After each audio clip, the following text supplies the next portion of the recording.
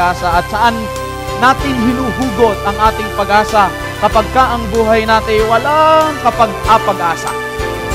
Darating na wala nang magkakasakit. May isang araw na darating na wala nang lumpo, wala nang pilay. Kaibigan, kapag ka po nangangaral at tagapagturo sa inyo, ang paliwanag, bahala na yan. Basta't meron ka namang isa sa 7, naiintindihan. Anong balik tayo sa ating Panginoong Diyos? Tatanggapin niya tayo.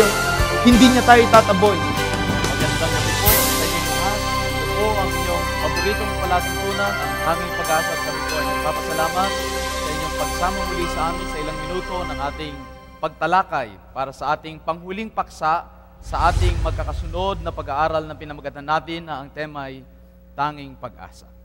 Ipahintulot niyo po na kunin ko ang ilang pagkakataon para magpasalamat sa ilang mga tao sa gabing ito. Ako po ay nagpapasalamat sa ating mga masisipag na staff ng Amazing Grace Media Productions. Salamat po sa inyong pagmamalasakit sa gawain, sa ating mga cameramen, sa ating technical staff.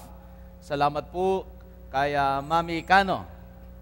Salamat din po ng marami sa ating communication director, si Pastor Ron Hinibago. Pastor, thank you so much. Salamat po ng marami sa ating mahal na Pangulo, Pastor Jing Galang. Salamat po. Thank you so much, Pastor. At higit sa lahat, salamat po sa inyo na mga kapatid namin, na aming mga taos-pusong minamahal at nais paglingkuran habang kami nabubuhay. Salamat po ng marami sa inyong ginawang pagsuporta sa gawain ito. Papuri, pasasalamat, higit sa lahat ay binibigay natin sa ating Panginoong Diyos. Amen? At ngayon, sa gabing ito, mga kapatid ko, ay ating muling bubuksan ang mga pahina ng banal na kasulatan. At ating aalamin ang ating panghuling paksa sa gabing ito na pinamagatan nating Tanging Pag-asa.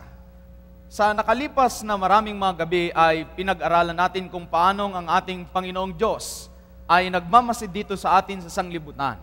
Lalo pat nakikita ng ating Panginoong Diyos lahat ng pangyayari, lahat ng gawain nating mga tao dito sa sanglibutan at siya ay matamang nagmamasid. Napag-alaman natin na ang sanglibutang ito na napakaganda ng sinauna dati, at may ilang pook pa rin ngayon na maganda, ay nilalang ng ating Panginoong Diyos na lubhang maganda. Napag-alaman natin sa nakalipas na mga gabi na sa pamamagitan ng salita ng ating Panginoong Diyos, ang sanglibutang ito ay nalalang, lumitaw at lumabas, sumibol ang mga halaman at namukadkad ang mga bulaklak sa bawat kaparangan. Nanupat lahat ng bagay na natatanaw natin dito sa ating sanglibutan, maliit o malaki. Sangayon sa banal na kasulatan sa ating pag-aaral, ito ay dahil sa kapangyarihan ng salita ng ating Panginoong Diyos.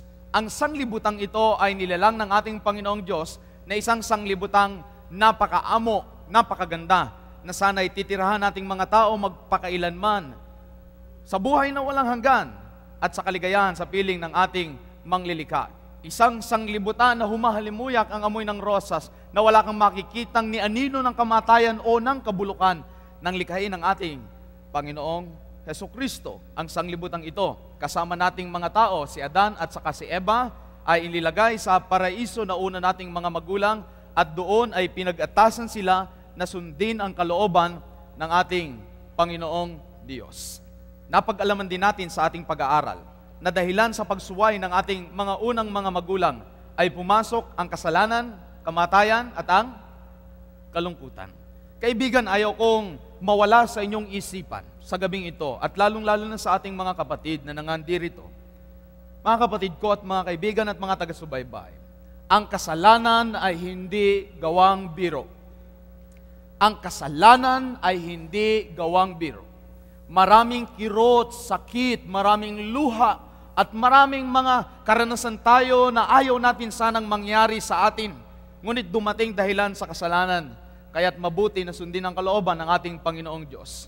Ang kasalanan ito ay nagdulot para ang ating kalikasan ay maging wasak at giba. Nagkaroon na ng iba't ibang mga pollution, water pollution, noise pollution, air pollution, na anupat ang sanglibutan na ating tinitirahan natin ngayon ay malayo na doon sa orihinal na nilikha ng ating Panginoong Diyos para panahanan ng mga tao. Aaminin natin sa gabing ito, may mali sa mundong ito. Something is wrong with this world. Hindi ito yung orihinal na nilikha ng ating Panginoon para natin panahanan. Hindi ito yung magulo, madumi, bulok, nangangamoy, nagpapatayan at nag-iinggitan na puok na nilikha ng ating dakilang tagapagligtas. Saan ka man bumaling ng paningin ay makikita mo ang kabulukan at ang maraming suliranin sa ating sanglibutan. May pumapatay, may namamatay, at mayroong naiiwan ng mga namatay na lumuluha at umiiyak. Araw-araw ay napapanood natin sa mga telebisyon at napapakinggan natin sa mga radyo at nababasa natin sa mga dyaryo ang samot-saring kapahamakan na wari bagang tayo'y nasanay ng dumarating sa ating sanglibutan. Nandyan ang mga hurricane, mga bagyo, mga pagbaha, mga paglindol, mga tinatawag nating mga kalamidad na hindi orihinal na pinanukala ng ating Panginoong Diyos na ating mararanasan. Hindi pinanukala ng Diyos na ang tao'y mamamatay. Hindi pinanukala ng Diyos na ang tao'y magkakagulo. Hindi pinanukala ng Diyos na tayo'y mahihirapan at tayo'y masasaktan. Hindi pinanukala ng Diyos na tayo'y magdaramdam. Ang mundo na inyo at aking tinitirahan ngayon ay mundo na hindi pinanukala ng ating Panginoong Diyos, kundi naging sanhi o bunga ng tinatawag nating paglabag sa kalooban ng ating Panginoong Diyos. Dito sa Pilipinas at sa iba't ibang panig ng sanglibutan ay patuloy ang mga kalamidad na kumikitil ng hindi ilang buhay ng mga tao at nagpapabagsak ng luha sa ating maraming mga mata. Nanupat kapag nakikita natin ang mga bagay na ito, hindi natin maiwasan na tayo mapabuntong hininga. Panginoon, anong nangyari sa mundo natin? Tatanungin ko kayo, kung kayo'y bibigyan ng pagkakataong mabuhay magpakailanman sa mundong ito, tatanggapin niyo ba? Ulit, kung kayo'y bibigyan ng pagkakataon na mabuhay magpakailanman sa mundong ito, tatanggapin niyo ba? Hindi, sapagkat makikita mo lahat ng sakit, lahat ng hirap at lahat ng kirot. Sa banal na kasulatan ay ang tema ng mangyayari sa paglabag sa kasalanan ay maliwanag na inisa-isa at mababasa natin sa mga sitas at mga pahina ng banal na kasulatan. Ngayon, ano ang pag-asa na makukuha natin sa kabila ng lahat ng nangyayari sa ating sanglibutan? May pag-asa ba tayong makukuha mula sa lahat ng nangyayaring ito? Pakinggan niyo po ang sabi ni San Juan sa Kapitulo 14. Ang talata ay 1, patuloy hanggang 3. Juan 14, 1 hanggang 3. Ito po ang sabi ng banal na kasulatan. Huwag maglumihanan ang inyong puso. Magsisampalataya kayo sa Diyos, magsisampalataya naman kayo sa akin. Sa bahay ng aking ama ay maraming tahanan, kung di gayon ay sinabi ko sana sa inyo, sapagkat ako'y paroroon upang ipaghanda kayo ng dakong kalalagyan. At kung ang sabi sa talatang 3 ay ganito po, at kung ako'y pumaroon at kayo'y may paghanda ng kalalagyan, ay muling paririto ako at kayo'y tatanggapin ko sa aking sarili, upang kung saan ako naroroon, kayo naman ay dumuon. Nangako ang ating Panginoong Jesus na siya'y aalis, pero ang sabi niya, siya muli babalik. Ano ang dahilan kung bakit umalis ang ating Panginoong Jesus? Ang sabi niya, ako'y paroroon para ipaghanda kayo ng dakong kalalagyan. At kung maihanda ang dakong kalalagyan doon sa langit, siya'y muling paririto upang tanggapin niya tayo sa kanyang sarili, upang kung saan siya naroon, tayo naman ay dumuon. May pangako ang ating Panginoong Jesucristo ng pagpapanibago ng sanglibutang ito sa kanyang muling pagbabalik. Iniulat sa banal na kasulatan sa unang aklat ng Biblia sa Hineses, ang isang magandang paraisong nilalang ng ating Panginoong Diyos. Sa gitna ay ang pagwasak na ginawa ng mga tao sa sanglibutang unang perpektong nilikha ng ating Panginoong Diyos. Ang sumunod ay ang huling aklat ng banal na kasulatan.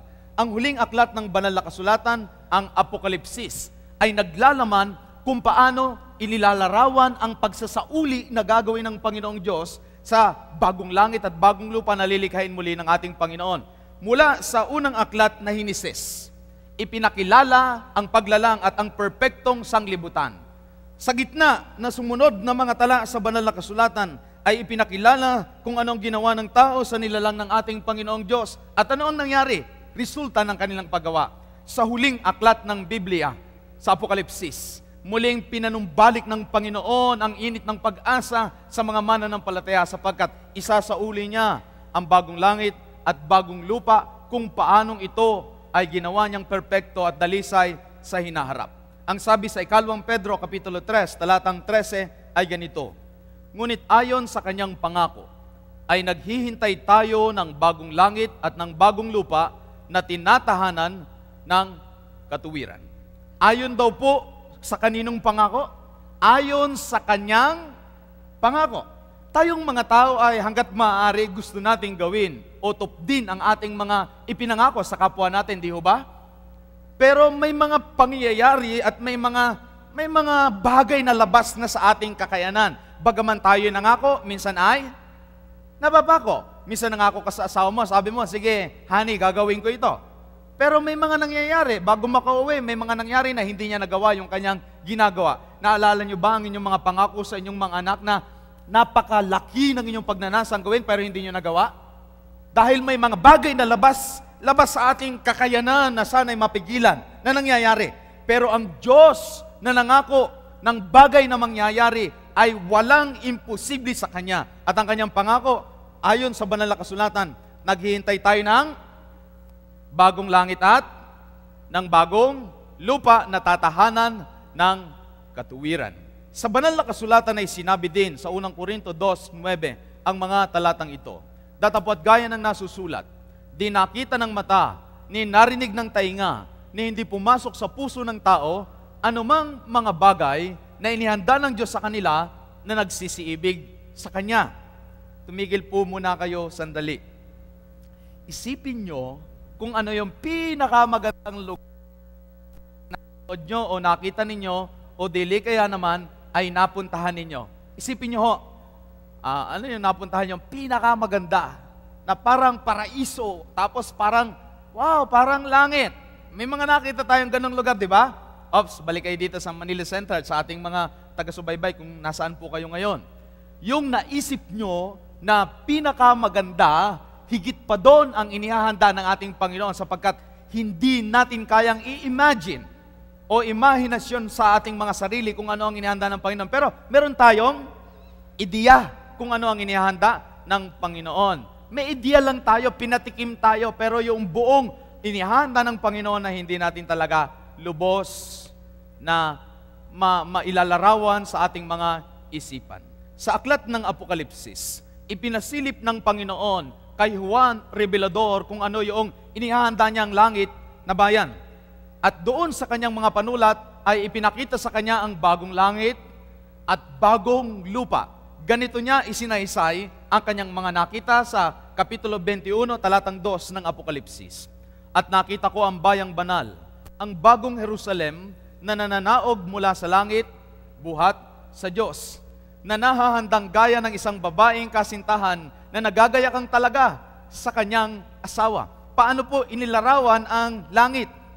Kagaya sa isang babaeng kasintahan na nagagayakang talaga sa kanyang asawa. Nakakita na po ba kayo ng mga babaeng kinakasal?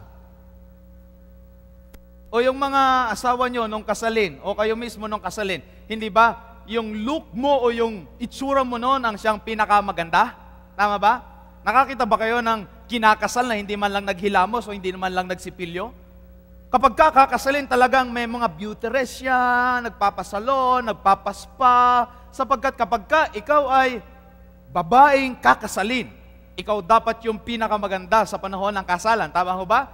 Ganyan inilarawan ni San Pablo yung bagong langit at bagong lupa, kagaya ng isang kasintahang kakasalin. Ito'y larawan ng aking kaibigan sa AUP na kinasal. Di ho ba ang ganda-ganda ng kanyang misis? Sapagkat pinaghahandaan ang panahon ng kasal, talagang pinapaganda ng napakaganda at talagang pagka nakita mo yung iyong kasintahan na napakaganda, talagang ang tibok ng iyong puso ay matindi ang rubdob. Ganyan inilarawan ni Juan Revelador nang makita niya ang bagong langit at bagong lupa.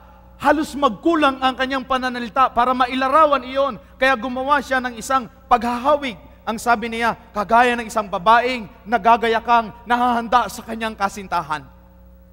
Alam mo, yung mga babae ay bago lumabas yan, kung makikipagkita sa kanyang kasintahan, ang tagal, di ba?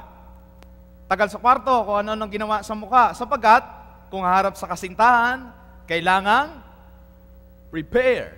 Kailangan na ready. Ang bagong langit at bagong lupa na inihanda ng Panginoon ay handang-handa na ano pa tayo'y maiibig at mapapaibig sa inihanda ng Panginoon. Sa Apokalipsis 21:16, ang pagkatayo ng bayan ay parisukat at ang kanyang haba ay gaya ng kanyang luwang. Sinukat niya ng tambo ang bayan ay 12,000 estadyo, ang haba at ang luwang at ang taas nito ay magkakasukat. So, parisukat siya, magkakasukat po. 12,000 estadyo na malaki. Ngayon, yung sobrang laking yon, ano ang mga materyales na ginawa sa pagtatayo ng langit na bayan? Ang malaking bahagi ng kuta niya ay haspe. Ang bayan ay dalisay na ginto na katulad ng malinis na bubog.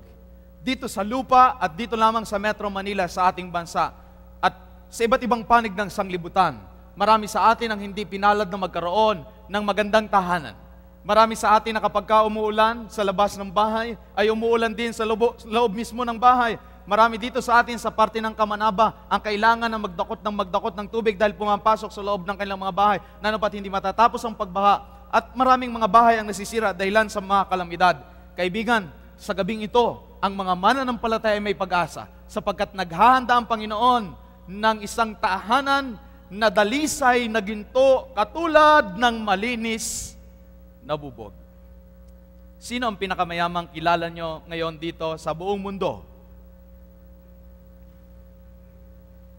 Yung pinakamayaman kaya sa buong mundo ay mangangahas na magbahay ng ginto.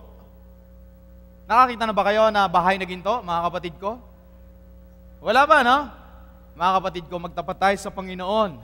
Ipagpatuloy natin ang paglilingkod sa Kanya. Huwag tayong manghinawa na sumunod sa Kanyang kalooban sapagkat ang inihanda ng Panginoon na bahay sa atin ay dalisay na ginto na katulad ng malinis na bubog.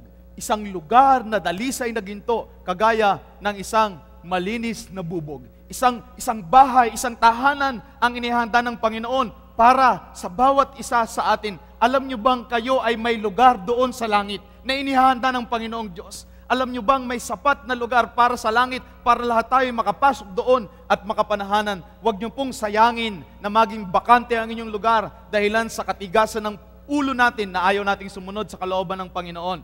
Sundin natin ang Panginoon sapagkat may inihanda siyang langit na bayan para sa kanyang mga anak.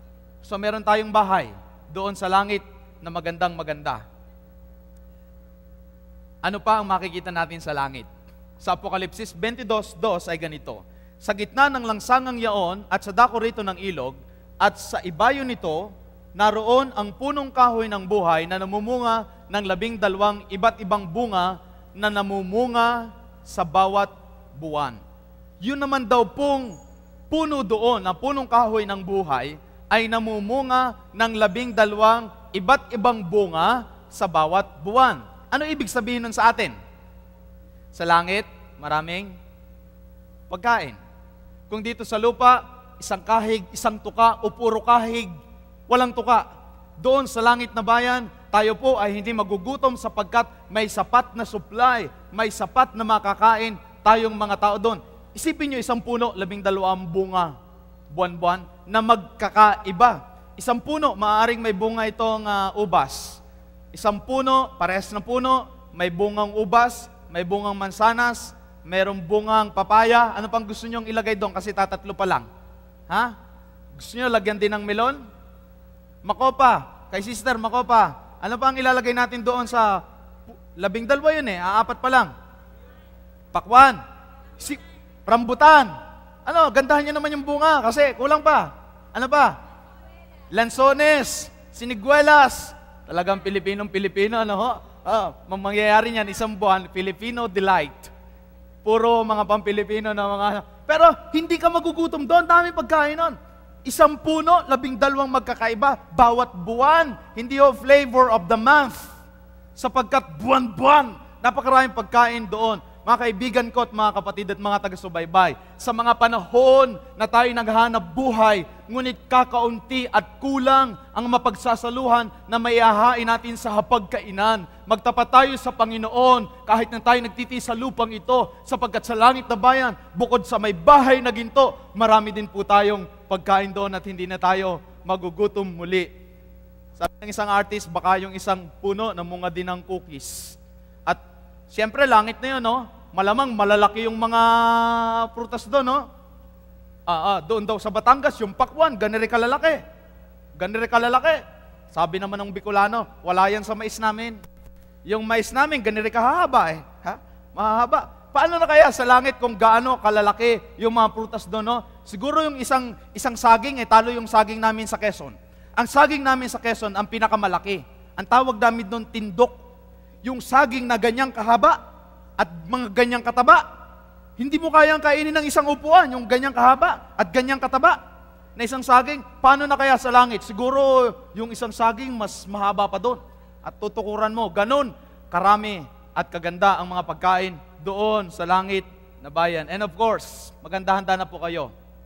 Sa langit na bayan ay hindi po papatay ng anumang hayop doon. Maganda na po kayong kumain ng gulay at ng prutas, mas mabuti sa ating kalusugan. Doon din sa langit, bukod sa maraming pagkain, sabi ng Apokalipsis 21, ang talata ay 4, ganito po ang sabi ng banal na kasulatan. At ang kuta ng bayan ay may 12 pinagsasaligan. At sa mga ito'y ang 12 pangalan ng 12 apostol ng Kordero. Magtataka siguro kayo, bakit ipinakita kay San Juan na yung langit na bayan ay may 12 pinagsasaligan, 12 pundasyon. At yung 12 pundasyon ay nandoon ang 12 pangalan ng apostol ng Kordero. Ano ang kahalagahan na nandoon ang kanilang mga pangalan? Kilala niyo ba yung mga apostol? Si Pedro, si Juan, si Santiago, si Tomas, si Judas na kapatid na ni Jaime. Itong mga apostol na ito ay may kanya-kanyang mga katangian, may kanya-kanyang mga problema sa kanilang mga pag-uugali. Pero ipinapakita ng Panginoon sa pamamagitan ni Juan na nandoon sa pinagsasaligan ang pangalan ng mga apostol. Ang ibig sabihin, tayo ring mga taong kagaya ng mga apostol na ito ay maaaring makarating sa langit sa biyaya ng ating Panginoong Hesukristo sapagkat sila man ay nakarating din doon sa pamamagitan ng biyaya ng ating Panginoong Hesukristo. Ito pang mabuting balita sa 21 talatang 12 na may isang malaki at mataas na kuta na may 12 pintuan. At sa mga pintuan ay 12 anghel. At may mga pangalang nakasulat sa mga iyon na siyang 12 angkan ng mga anak ng Israel. Sa langit ng bayan ay may 12 pintuang perlas. Gaano kalaki yung perlas na yun? Sapagkat ginawang pintuan yung 12 perlas na yun. At nakasulat din doon sa 12 pintuan na yun ang 12 pangalan ng mga anak ng angkan Israel. Anong ibig sabihin nun? Bakit kailangang isulat sa banal na kasulatan ang mga bagay na ito at ipakita kay Juan Revelador na gayon ang langit? Sapagkat sa bawat pintuan, may kagaya ni Juda na magagalitin, na may pintuan na makakapasok ka din doon. May kagaya sa mga Levita, may kagaya ni Benjamin, ni Gad, ni Dan, na iba't ibang mga ugali, may mga pagkukulang, pero may pinto sa langit na nakalaan para tayo makapasok sa pamagitan ng biyaya ng ating Panginoong Jesus. Amen? Mga kapatid ko, may pinto para sa bawat isa sa atin para makapasok tayo sa langit na bayan. May pag-asa sapagkat ang mga pintuan doon ay kumakatawan sa mga taong kagaya natin na may pagkukulang sa Diyos. Yun yung mga magkakapatid na nag-aaway. Yun yung mga kapatid na namuhi sa kanilang bunsong kapatid. Yun yung mga kapatid na gumawa ng masama sa kanilang mga kapatid. Pero nandoon ang kanilang mga pangalan para i-welcome yung mga kagaya nila doong mga makasalanan, mga nagkulang sa Diyos at sabihin sa biyaya ng Diyos, makakapasok ka din dito sa langit na bayan. Minsan niisip natin, siguro mahirap pumasok ng langit. Hindi lang mahirap, imposible kung tayo lamang mag-isa ang haharapon sa pintuan ng langit. Ngunit anuman at sino man tayo sa gabing ito, sa pamamagitan ng biyaya ng Diyos na tinanggap natin sa ating buhay, may pinto na nakabukas para sa bawat isa sa atin. So, may bahay na ginto, may pagkain, at doon ay meron tayong papasukan na makakapasok anuman ang ating character temperament. Meron doon, basta tanggapin natin ang biyaya ng ating Panginoong Hesukristo, ang kanyang pagliligtas, may pintuan doon. Ano pang makikita sa langit? Sa aklat ni Propeta Isaias, Kapitulo 11, 6 hanggang 9, ganito po ang ating mababasa sa banal na kasulatan. Isaiah 6:11, 6 hanggang 9. At ang lobo ay tatahang kasama ng kordero, at ang leopardo ay mahihigang kasiping ng batang kambing. At ang guya at ang batang leon at ang patabai na magkakasama at papatnubayan sila ng munting bata. At ang baka at ang oso ay manginginain. Ang kanilang mga anak ay mahihigang magkakasiping. At ang leon ay kakain ng dayami gaya ng baka. Ilan na po sa inyo ang nakagat ng aso? Ilan na po sa inyo ang narabis ng pusa, nakagat ng mga insekto? Na ano pat, hindi panukala ng Panginoon na yung hayop ay kakain ng tao. At yung tao ay kakain ng hayop. Orihinal na panukala ng Panginoon, ang hayop at tao ay tatahang maligaya na magkakasama na hindi nagsasakitan sa isa't isa. Sa langit nang ipakita kay Propeta Isaias, darating ang isang araw, wala nang asong mangagat sa atin. Darating ang isang araw, wala nang habulin ng leon, wala nang matatakot sa elepante, wala nang matatakot sa mga tigre, wala nang kakagatin ng mga hayop, at wala na ding mga tao dito sa Pilipinas na hahabol sa mga aso. Palagi ako nakakakita sa mga lansangan natin, mga lalaking mga nakahubad, may mga dalang pampalo, at ang isang kawawang aso ay kanilang habulin habang binabato, at kapag tumumba na yung aso ay kanilang pupukpukin ng pupukpukin at kanilang pupulutanin. Sa langit na bayan, wala nang magsasakitan, tao-tao, hayop-hayop, tao-hayop, hayop-tao, sapagkat doon lahat ay tatahang payapa at magkakasama. Amen! Sa langit na bayan, mga kapatid ko, beyond your wildest dreams and imaginations, there will be peace in the valley. Tayo na palaging nag-aalala sa sanglibutang ito ay mapapayapa doon sa langit na bayan. Sa langit na bayan, magkakaibigan ang tao at ang hayop.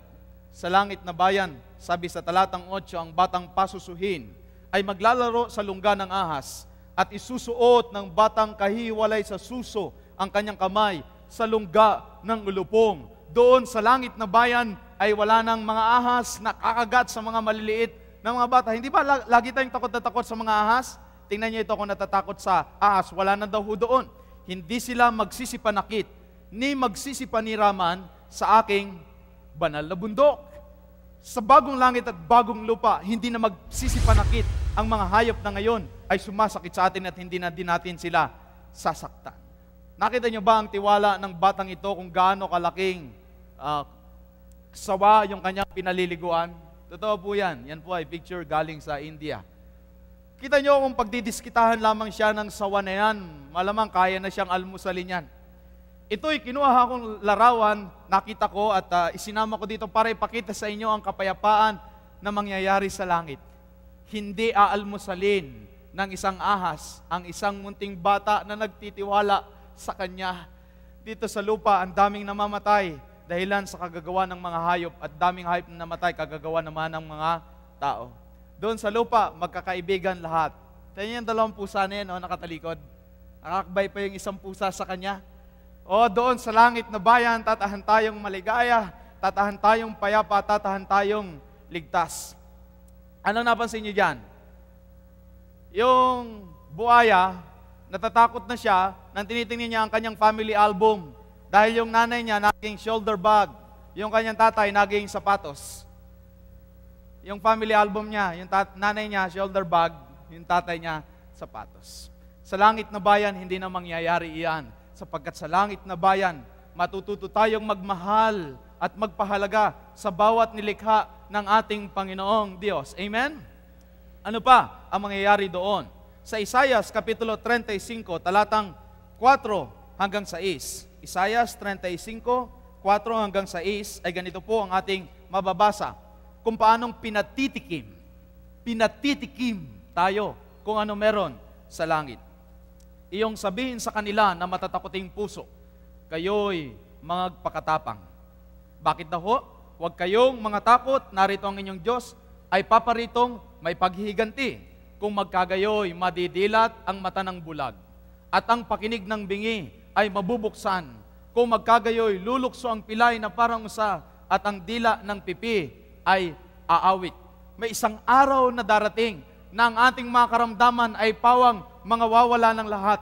May isang araw na darating na wala nang magkakasakit. May isang araw na darating na wala ng lumpo, wala ng pilay, wala ng bulag, wala ng may karamdaman. May isang araw na darating na mawala ang inyong mga arthritis, appendicitis, tonsillitis, at lahat ng mga tis na inyong nararamdaman sa buong katawan. Yung mga pananakit ng inyong mga kasukasuan, pananakit ng mata, pananakit ng ulo, na ano ba't halos sa buong katawan natin o sa loob ng katawan ay dinadalaw tayo ng napakaraming karamdaman. Kapatid ko, kaibigan ko, magtapat ka sa Diyos, sapagkat isang araw ay darating, tatanggalin ng Diyos ang lahat ng ating karamdaman. Dito sa lupa ay maaaring makasumpong tayo ng pansamantalang kagalingan.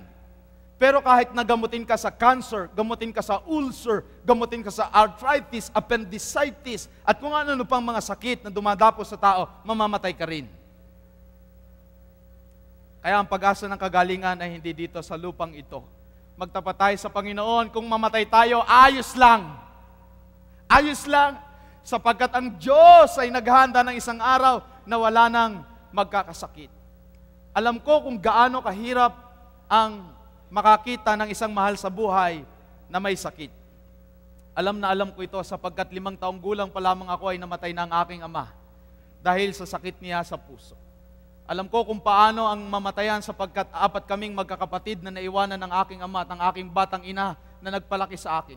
Alam ko ang sakit at hirap na habang pinapanood mo ang iyong mahal sa buhay na nakikipag-agawan sa kanyang hininga.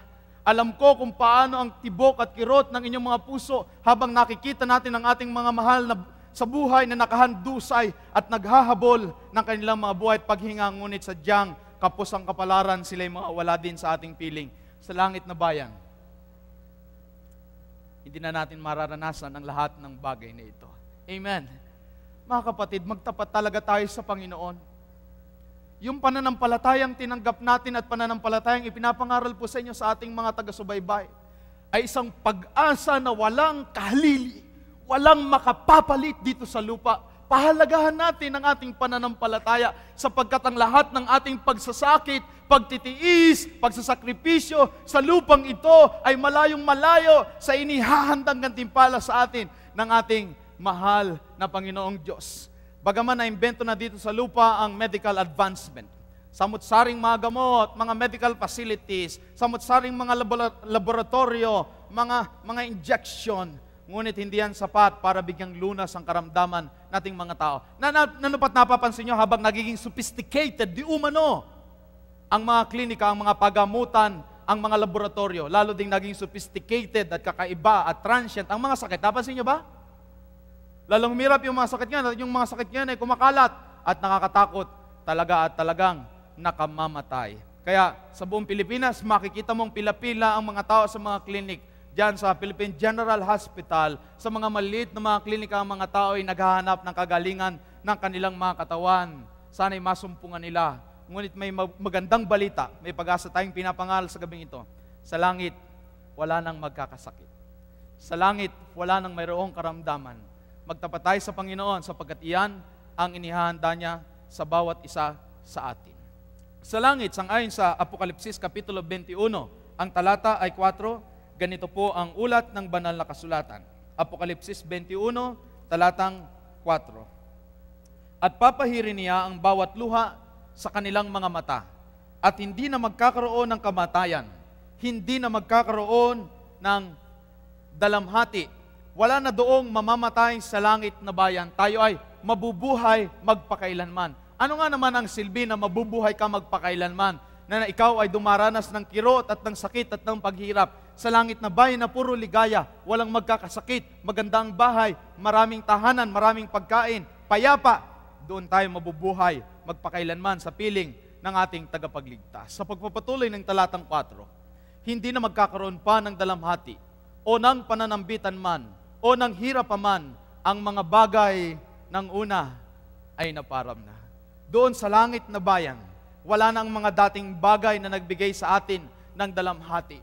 May isang araw na darating na wala nang iiyak, wala nang luluha, wala nang bubuntong hininga. May isang araw na darating na wala nang malulungkot at wala na doong magdurusa. May isang araw na darating na inihanda ang ating Panginoong Diyos para sa bawat isa sa atin na tayo mananatiling masaya at yung bagay na nakapagpalungkot sa atin ay mapaparam ng lahat.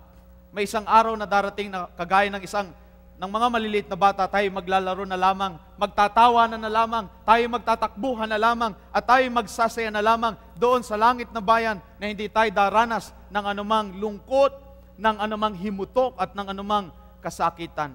May isang araw na darating, palagi na lang kayong nakangiti. May isang araw na darating, sister, hindi natutulo ang iyong mga luha sa iyong mga mata dahilan sa problema mo sa iyong asawa o sa iyong mga anak.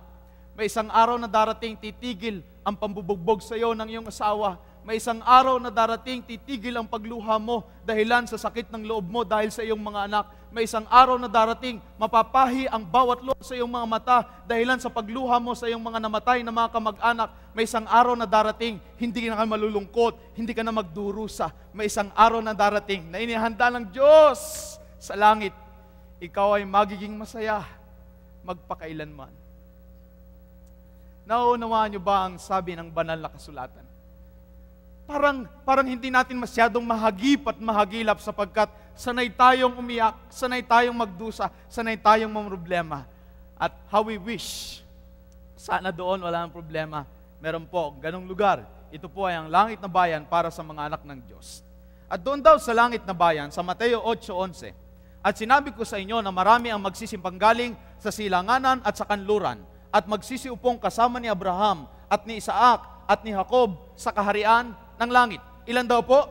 Maraming magsisipanggaling sa hilagaan, sa kanluran, at sila'y magsisiupong kasama ni Abraham, ni Isaac at ni Jacob sa kaharian ng langit.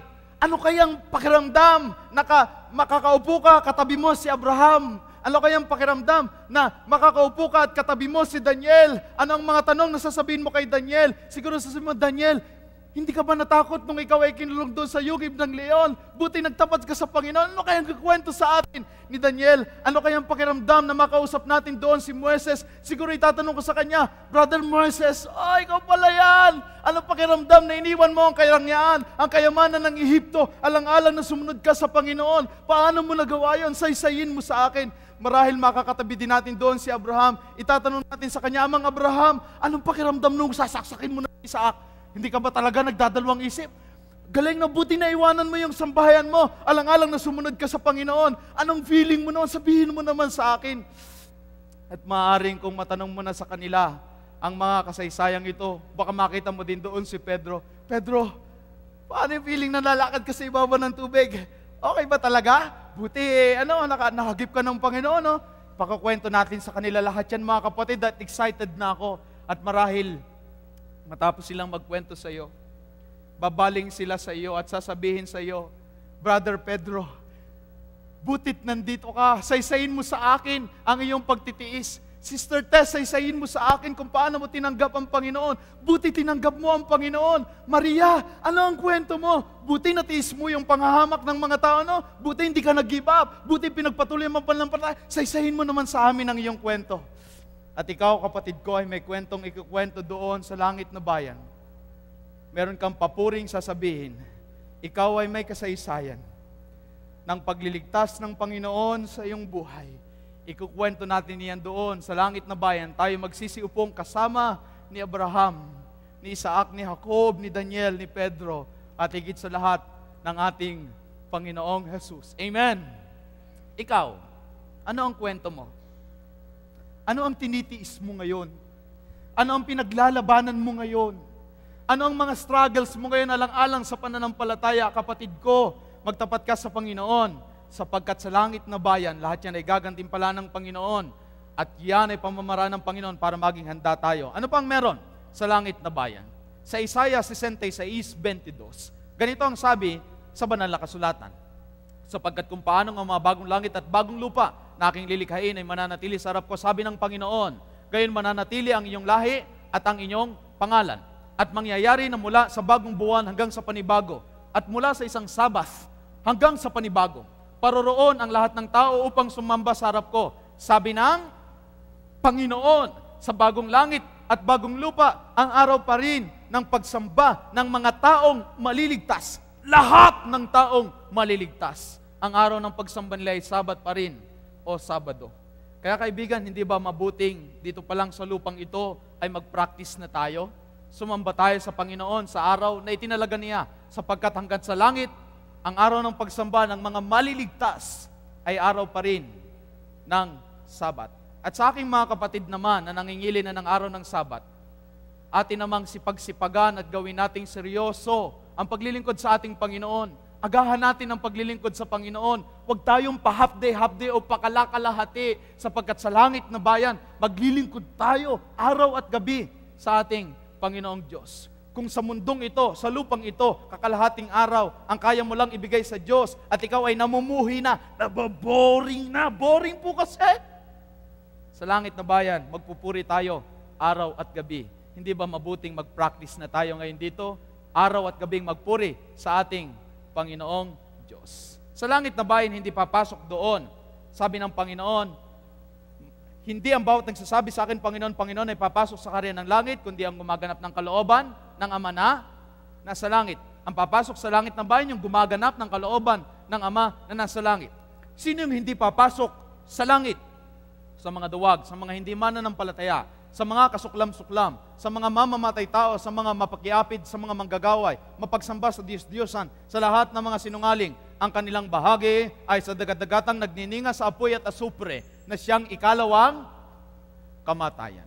Yung mga tao na gano'n ang katangian na hindi nagbalik loob sa Panginoon, ang kanilang bahagi ay sa dagat-dagatang nagnininga sa apoy na siyang ikalawang kamatayan. Ito pa ang hindi magmamana ng langit sa Galatia 5:19. Hayag ang magawa ng laman sa makatuwidayang mga ito, pakikiapid, karumihan, kalibugan, pagsamba sa Diyos-Diyusan, pangkukulam, mga pagtataniman, mga pagtatalo, paninibugho, pagkakaalitan, pagkakampi-kampi, mga pagkakabahabahagi, mga hidwang, pananampalataya, mga kapanaghilian, mga paglalasing, mga kalayawan, at ang mga katulad nito tungkol sa mga bagay nito ay aking ipinagpapaunang ipaalaala sa inyo, tulad sa aking pagpapaalala ng una sa inyo, sabi ni San Pablo, na ang mga nagsisigawa ng gayong mga bagay ay hindi magsisipagmana ng kaharian ng ating Panginoong Diyos. Mabuti hong habang may panahon pa, iwanan natin ang ganong mga gawain at magbalik loob tayo sa ating Panginoong Diyos. Sapagkat kagaya ng Sodoma at Gomora,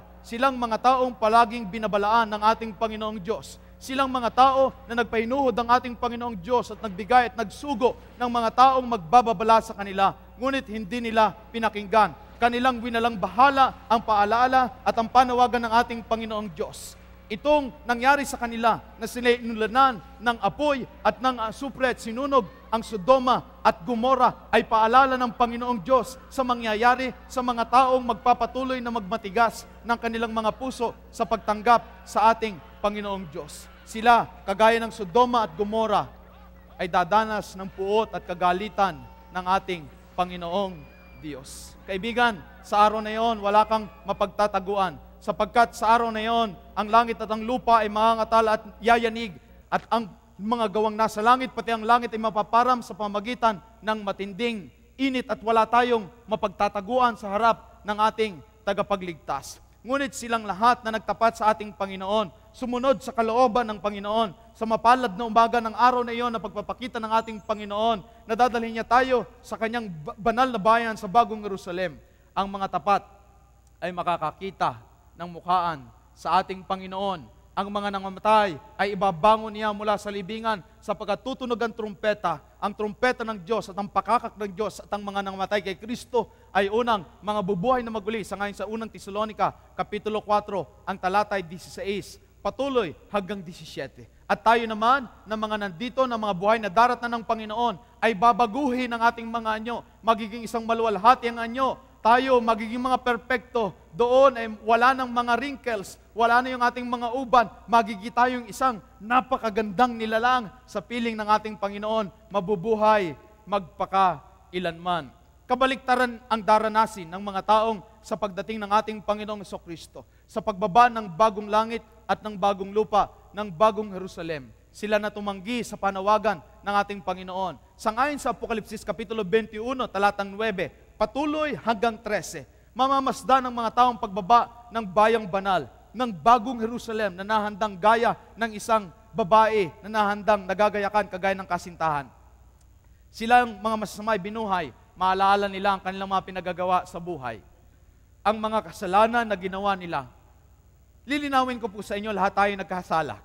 Lahat tayo magpagkukulang sa Diyos. Pero yung mga tao na hindi maliligtas ay sila yung mga hindi nagbalik sa Diyos. Lahat tayo may pagkukulang sa Diyos. Lahat tayo may kasalanan. Pero may mga taong nagpapatuloy na itago ang kanilang kasalanan. Ayaw ihingi ng tawad sa Panginoon at magbalik loob sa ating Panginoon. Sangayon sa banal na kasulatan, sa panahong iyon, sila ay magsisisi, ngunit ang kanilang pagsisisi ay huli na. Sa Apokalipsis Kapitulo 19, ang sabi nila maalala nilang sakripisyo ng ating Panginoong Jesus doon sa krus. At ang sabi doon, lahat ng tuhod ay luluhod, magpapahayag na matuwid at banal ang paghatol ni Yaong nasa luklukan. Lahat ng tuhod ay luluhod, ngunit huli na ang lahat. Bababa ang apoy galing sa langit at sa luklukan ng ating Panginoong Diyos. At sila'y masusunog na lahat. Nakita niyo ang pagkakaiba ng mga naglilingkod at sumusunod sa Panginoon at doon sa mga ayaw maglingkod at ayaw sumunod sa Panginoon. May magkaiba silang kalalagyan. Kaibigan, maganda ang langit na inihanda ng Panginoon. Sabi ng Apokalipsis Kapitulo 21, kung masunog ang sanglibutang ito, babaguhin ng Panginoon at ito yung tinatawag na bagong langit at bagong lupa. Magiging maganda, magiging mabuti, magiging perpekto ulit, magiging bago ang ating tatahanan na tatahanan ng mga banal. Isang lugar na walang kamatayan, walang pagluha, walang pagdurusa, at isang lugar na mananatili tayong mabubuhay na masaya magpakailanman sa piling ng ating Panginoong Jesus, sa piling ng ating tagapagligtas. Kaibigan, may bagong langit at bagong lupa na naghihintay sa bawat isa sa atin. Ang sanglibutang ito ay hindi natin sadyang tahanan. May naghihintay sa bawat isa sa atin na pangako ang ating Panginoong Diyos. Sa huling talata, paano natin makakamtan ang tanging pag-asa na ito? Sabi sa Juan 14:6, sinabi sa kanya ni Jesus, ako ang daan at ang katotohanan at ang buhay. Sino man ay di makaparoroon sa Ama, kundi sa pamamagitan ko. Tanging sa pamamagitan ng pagtanggap natin sa ating Panginoong Jesus, tayo'y makakarating doon sa Ama, sapagkat siya ang katotohanan, ang buhay, siya ang daan. Ang ating Panginoong Jesus, ang ating tagapagligtas. Ang ating Panginoong Jesus, ang ating tanging pag-asa para tayo makarating doon sa bagong langit at bagong lupa. Ang ating Panginoong Jesus, ang ating susi at ang ating kailangan sa buhay na ito at sa buhay na darating. Abutin natin ang kamay ng ating Panginoong Jesus, sapagkat kung makakarating man tayo sa langit, ito ay dahil kay Jesus. Kung tayo mananahanan sa langit, ito ay dahil sa ginawa ng ating Panginoong Jesus. Kaibigan, tanggapin mo si Jesus ngayon, sapagkat si Jesus, at tanging si Jesus ang ating tanging pag-asa. Nasumpungan natin sa nakalipas na mga gabi ng ating pag-aaral. Ang sanglibutang ito ay hindi magbibigay ng lubos na pag-asa. Tanging si Jesus ang ating tanging pag-asa. At siya ay naghanda ng isang tahanan na tatahanan ng kanyang mga anak na umaasa sa kanyang biyaya. Napakaganda ng langit na bayan. Ito ay isang sakdal na lugar na tatahanan ng kanyang mga anak.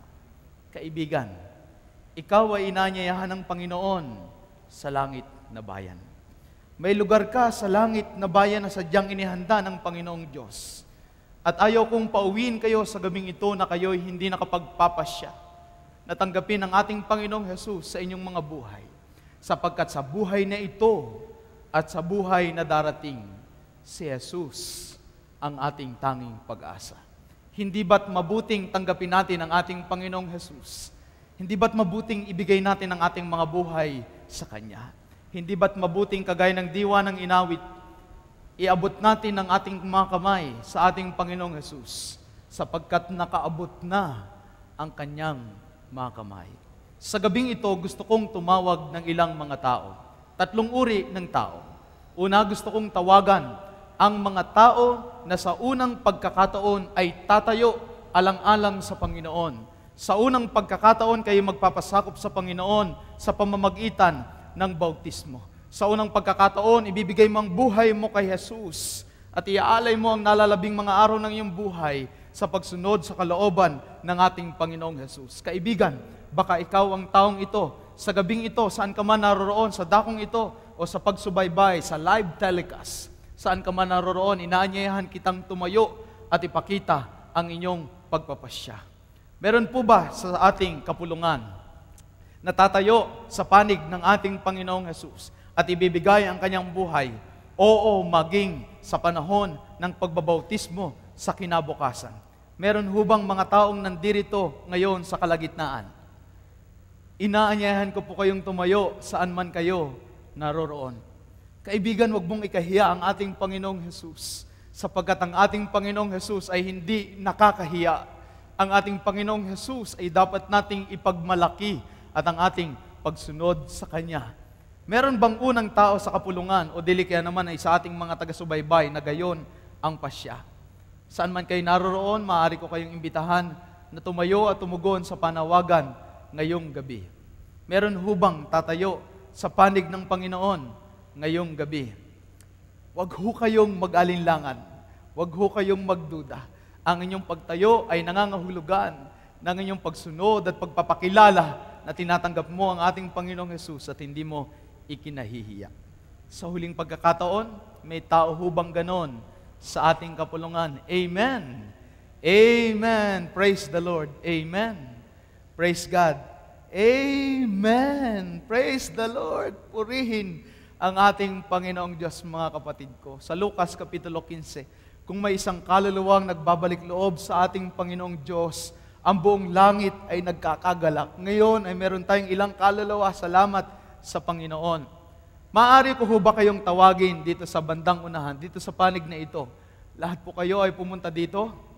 Salamat ng marami. Habang kayo ay lumalapit dito sa parting unahan, para makita kayo ng mga kapatid, gusto kong tawagin ang pangalawang tao sa gabing ito. Baka ikaw ay tumanggap na sa Panginoon, ngunit sa nakalipas na mga araw at mga panahon, ikaw ay napalayo sa paglilingkod sa Panginoon. At sa gabing ito, gusto mong magbalik loob sa Panginoon.